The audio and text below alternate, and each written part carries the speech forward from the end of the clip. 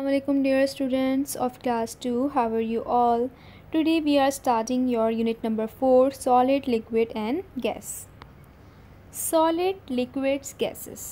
Solids में बच्चों आपको यहाँ पे बहुत सारी चीज़ों की डायग्राम नज़र आ रही होगी। आइस, ब्रिक्स, वुड, आयरन, ये कौन से ऑब्जेक्ट हैं? ये सॉलिड ऑब्जेक्ट है। सॉलिड किसे कहते हैं? जो बिल्कुल हार्ड होते हैं, ठीक है, इनके मॉलिक्यूल्स आपस में बिल्कुल जुड़े हुए होते हैं। जैसे आइस है, ब्रिक ईंट है, वुड है, आयरन है। इसी तरह अगर हम इसके कंपेयर में लिक्विड को देखें तो लिक्विड क्या होता है? Petrol, vinegar, paint, water, liquid ये हैं, ठीक है। इसके बाद हम गैसेस को अगर हम देखेंगे तो गैसेस में ऑक्सीजन और हीलियम गैस कौन सी होती है? जो बलून्स में होती है। ऑक्सीजन जो हम लोग इनटेक कर रहे हैं, जब हम सांस लेते हैं तो ऑक्सीजन की ज़रूरत होती है हमें। कार्बन डाइऑक्साइड अपनी बॉडी से बाहर निकालते हैं। तो ये क्या है? ये गैसेस हैं।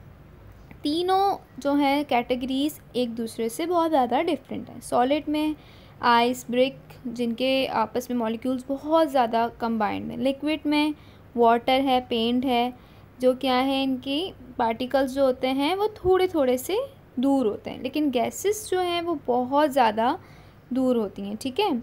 इनकी फिर हम आगे फर्दर पढ़ेंगे इनको डिफरेंट, कि सॉलिड में कैसे इनके मॉलिक्यूल्स आपस में जॉइंड हैं, लिक्विड में क्या है और गैसेस में क्या है। Recall some important points. सबसे पहले हम कुछ पॉइंट्स को रिकॉल करेंगे। Many things are not alive, they not breathe और ईट और ग्रो, ठीक है। बहुत सारी चीज़ें ऐसी हैं जो ज़िंदा नहीं हैं इस वर्ल्ड में, जो सांस नहीं ले रही हैं, जो खा नहीं रही हैं, जो ग्रो नहीं हो रही हैं।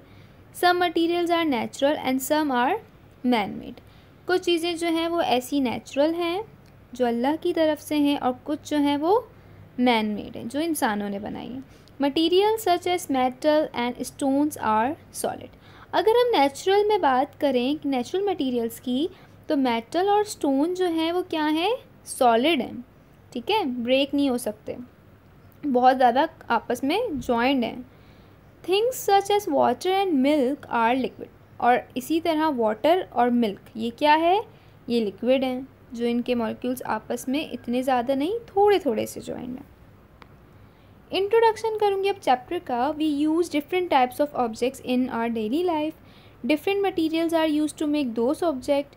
क्या होता है कि हम अपनी लाइफ में बहुत सारी डिफरेंट टाइप्स के ऑब्जेक्ट्स को यूज़ कर रहे हैं। डेली यूजेस में हमारे air, water, forest, wood, oil, wind, energy, natural gas, iron, coal are the natural resources.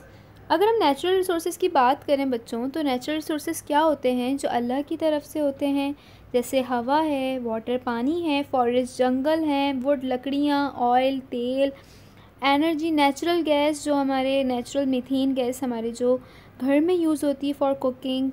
इसके अलावा आयरन है, कोल, कोयला, ये सब क्या है? नेचुरल रिसोर्सेज हैं। इनका हमारे डेली लाइफ में यूज़ है। Some materials are dug out the ground. कुछ मटीरियल इनमें ऐसे हैं जो ज़मीन से खोद के निकाले जाते हैं, ठीक है, जो ज़मीन के अंदर से हमें मिले हैं, ठीक है। These all are the natural resources. Natural resources are material found in the nature that human use.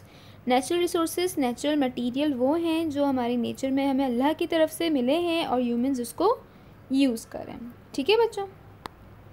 Plants give us fiber such as jute, cotton. From plant we also get wood.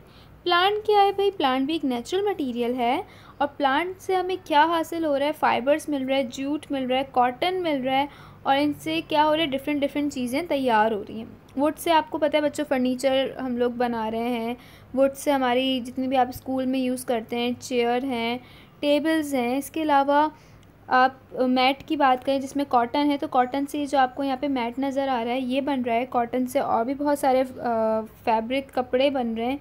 तो ये कहाँ से आ रही हैं? Plant से हमें मिल रहा है, और इसकी कितने सारी यूजेस हैं ये आपको बताया मैंने अभी। From animals we get wool, leather and fur. अगर हम एनिमल से बात करें बच्चों, तो यहाँ पे आपको कौन सा एनिमल नज़र आ रहा है? शीप। शीप से हमें क्या हासिल हो रहा है? हमें वहाँ शीप से वुल हासिल होता है, ठीक है। जो उनकी खालें होती हैं उनसे क्या करते हैं? उनसे लेदर चमड़े को कहते हैं, उससे जैकेट्स बन रही हैं, शूज़ बन रहे हैं, बैग्स बन रहे हैं, और भी बहुत सारी डिफरेंट चीज़ें प्रिपेयर हो रही हैं। तो यहाँ से हमें क्या हुआ कि एनिमल से जो चीज़ हमें मिल रही है उससे क्या रेडी हो रहा है, प्लांट से जो हमें मिल रहा था कॉटन, फाइबर, जूट, उससे वुड, उससे कितनी सारी चीज़ें तैयार हो रही हैं। ठीक है बच्चों। Materials from the ground include metal, precious stones and clay. वो मटीरियल्स जो ग्राउंड से हमें मिल रहे हैं, ठीक है, जैसे कि यहाँ पे आपको नज़र आ रहा है मेटल हैं, यहाँ पे आपको नज़र आ रहा है गोल्ड हैं, और यहाँ पे ये क्ले स्टोन्स हैं, ये क्या है, ये सारे सॉलिड मटेरियल्स हैं। ठीक है, ये तीनों क्या है, सॉलिड मटेरियल्स हैं। We use natural material to make other material. These are called the man-made material. Plastic, glasses and paper are। अच्छा, अब यहाँ पर बच्चों कुछ हमने नेचुरल के बारे में तो पढ़ा पीछे, अब यहाँ पे मैन मेड मटेरियल्स कौन कौन से हैं, प्लास्टिक है, ग्लास है, पेपर है, और man made materials made from the natural material. और ये कहाँ से बन रहे हैं, ये नेचुरल मटेरियल से ही इंसानों ने बनाए हैं। Plastic is a made from the oil. Plastic किससे बनता है, ऑयल से बनता है। Glass is made from the sand. Glass किससे बन रहा है, सैंड से बन रहा है। और paper is made from the wood. Paper किससे बनता है, लकड़ी से बनता है। ठीक है बच्चों, जब आप आगे फर्दर क्लासेस में जाएंगे तो आपको पता चलेगा कि पेपर कैसे वुड से बन रहा है, क्या प्रोसेस है, ग्लास का क्या प्रोसेस है कि वो सैंड से ग्लास बन सकता है, ऑयल से कैसे प्लास्टिक बन सकता है। तो ये आप लोग पढ़ेंगे आगे की क्लासेस में। यहाँ पे बच्चों आपका ये लेक्चर 1 जो है वो कंप्लीट हो चुका है।